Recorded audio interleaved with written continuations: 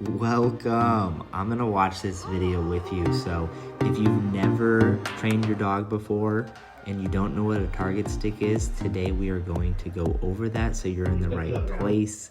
And if you have learned the target stick and you do know what you're doing, we're gonna go over all 4 phases of it, and so you're also in the right place. My name is Brady. I empower puppies, dogs, and their owners to have more success at home and around town while having fun.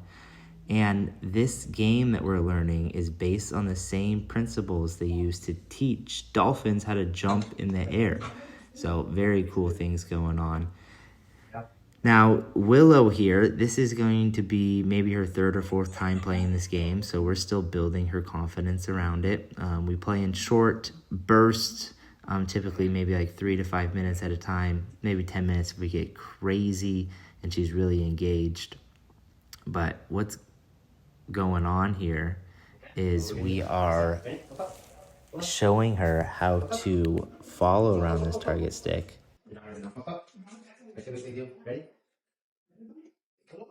And right now she's given up a little bit. She's saying it's too hard, but I just ignore the behavior. I walk away and she's back into it. You know, when our dog says things like that to us, it's important that we see them and we meet them where we're at, and we're also a good stretch. We're also helping them challenge in safe ways. So this game is a very safe one to play with your dog. This phase 1, all we're going to do is put the bowl out and drop a piece of food in. Put the bowl out, we're going to click, and then drop the piece of food in. Good job. There you go. Good job.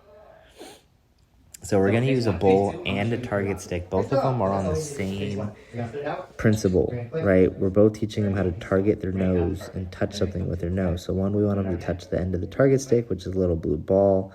The other one is the bowl. So Curiosity here has been practicing many times, thousands of times. And you see when I put the bowl out, she goes to it. So you can start off at phase 1. It's always okay to start off at step 1 and quickly move to phase 2 if your dog is there. Put out quick. Put out quick. As you see Curiosity is already doing it, next we're going to just put it out, we're going to wait for them to go, and then we're going to click. You see that difference? We put the bowl out, we put the nose in, then we click. Now we can start focusing on other things once we're in phase 2. Phase 1, we just got phase 1, we want them to realize that this thing's important, so we just put it out and click. We prime this click just by clicking in general and rewarding them, so they know that clicks are good things. And the target, which is the ball at the end of it, we want them to touch the nose too. Like that, okay? We just want them to feel value for these things, so they're consciously aware of what we want them to do. Next, we want to give them clarity, so it's just when we put this down, and then we click. So we're showing them the rules have changed. Now, in order to make the same click, you have to touch your nose to it. Now, you see with Willow, we're still working to get there. Curiosity and I have done this thousands of times, so she knows. So, phase 2 is where you work through distance, duration, and distraction. So, for example, using the target stick around different distractions, such as toys, and your dog still touch this thing with other things around, such as food, right? If you put food on the ground, whoa, whoa, whoa, whoa, whoa. Cheater, pumpkin eater. If you put food on the ground, we still follow it. Listen. I'm still with you. That was some important information. So phase 1, we put the bowl out, we click even if they don't go to it, and we reward at the target. We do this over and over again to create value for that thing. Next, they're going to anticipate, because we've done this over and over again, that they should go to the bowl or they should touch their nose. And then we click. That's phase 2. So phase 2 is we're going to put it out and test it, and we're going to offer it. Has there been enough value yet? If there is, they're going to go over to it, and they're going to stick their nose in, and they're going to touch it. Then we're going to click and reward that. If there's not enough value, they're just going to look at you. You're going to pause. You're going to give them a few seconds to think. If they don't do it, it means you go back to phase 1 and you just put it out and you click and you give them a treat and you condition it more. Do it 50 to 100 more times, right? In different areas of your house. Make it fun, break it up with some play in between. Do it over and over again. And then once you've done that, put it out again and test. See if your dog just goes over to it. If they do, then click to reinforce them for going to it. And then we're going to drop the treat in or give them the treat by the target stick. You roll over. All the way. Nice job. Search. Good job. Search. You got one of those. Good. All right, Bumble is going to show us phase 3 of this training process. Phase 1 is we're just putting it out, we're clicking, and we're creating a consciousness around them wanting to touch or put their nose into this bowl or touch the end of this target stick, okay? As we do that, we build value for it. Our dog should start offering the behavior. That's phase 2. Phase 2, we're just going to put it out, and when they do it, then we're going to click, okay? So phase 1, we put it out and click, even if they don't do anything. Phase 2 is now we put it out and offer, and if they touch their nose to it, then we click. If they don't touch their nose to it, it means we gotta go back to phase 1 and create more value around whatever it is we want them to do. Now, as we've gone through in phase 2, we start building confidence in that phase and start giving them clarity around distractions, distance, and duration. Okay, good job. Curiosity wants to play. Now, phase 3 is how do we use these things to create cues or triggers or names around these behaviors. So we're using this to guide them in these different behaviors without any words. So phase 3 is putting cues and putting names on different behaviors, like getting your dog to roll over or sit or down without the target stick. So right now I'm showing you all the things he can do with the target stick, and now that he has competency in that, we can go to putting it on a word. Down, roll over, down. Good job.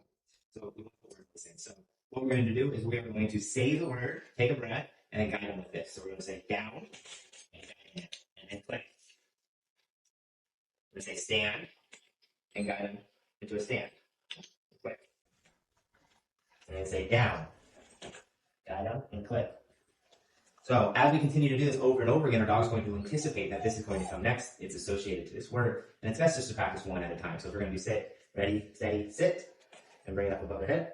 Put that enough to it. And we think up. So it's best to practice one behavior at a time. Bless you. How many? Okay. And we're going to say sit. So if you don't have your sit, I just say pup up. I walk back and forth. I say sit. And then I use the target stick to guide them.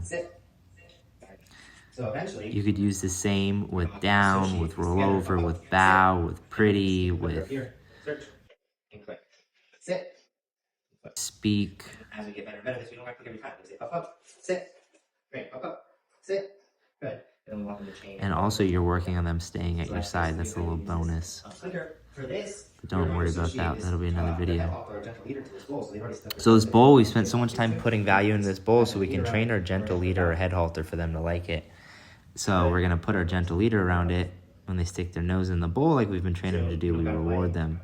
With the bowl, we've associated these together, and we can just put this out and then put their nose in. And so it transfers the value to the head halter, so you can ditch the bowl and then just have them stick their nose through the head halter.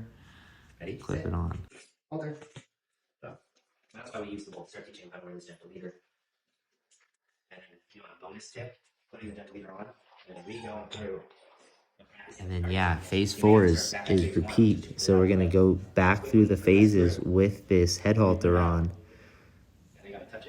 and give them confidence. So if we add something to them, like a harness or even being outside, sometimes you gotta go back, not sometimes, you gotta go back to level 1 and go through this phases and reteach them this game in this new environment. And as you do this, your dog will generalize the behavior and they'll realize that this is something that you do everywhere, not just at home. All these different things and doing it around different distractions for different lengths of time, duration, and with different distances. So good job, Bo.